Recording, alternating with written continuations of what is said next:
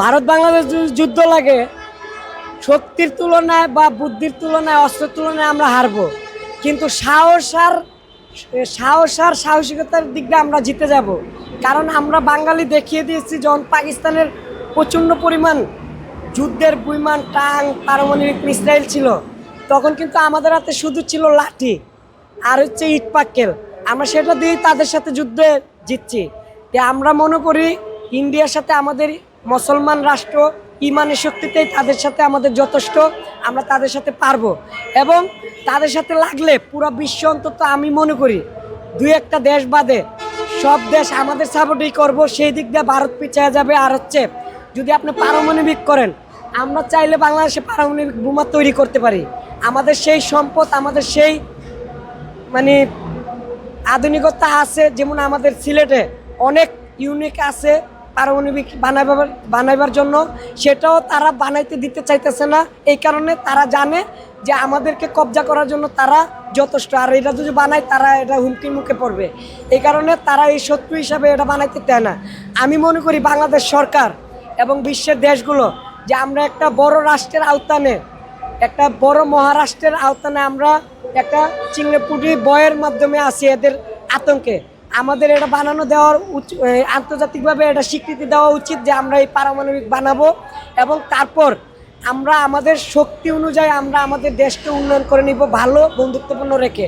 আর এটাতে যদি তারা বাধা দেয়, আমি মনে করি বিশ্বের মধ্যে 1 নম্বর দেশ ঘাতক হিসাবে ভারতকেই আমরা চিহ্নিত করি। আজকে দেখেন ভারতের সাথে কোনো বন্ধু রাষ্ট্র নাই।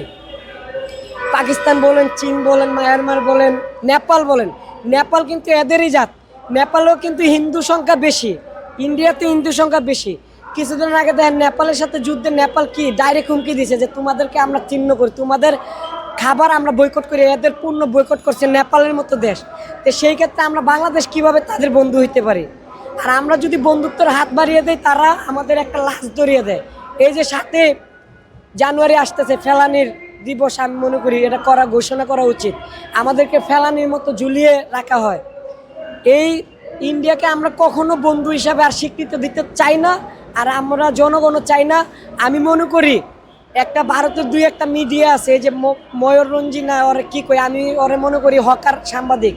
ওই বাংলাদেশ নিয়ে যেসব একটা মানে হিন্দু মুসলমান একটা দাঙ্গা লাগাইতে চায়, আমি মনে করি এই ধরনের মিডিয়া যদি এরা বন্ধ না করে, আমার মনে হয় ভারত একদিন বিশাল একটা হুমকির মুখে পড়বে। ভারত যদি মনে করে আমরা পুঁটি মাছ, ভারত কিছুদিন আগে আমাদেরকে একটা কথা বলছে যে আমরা নাকি তাদের সন্তান।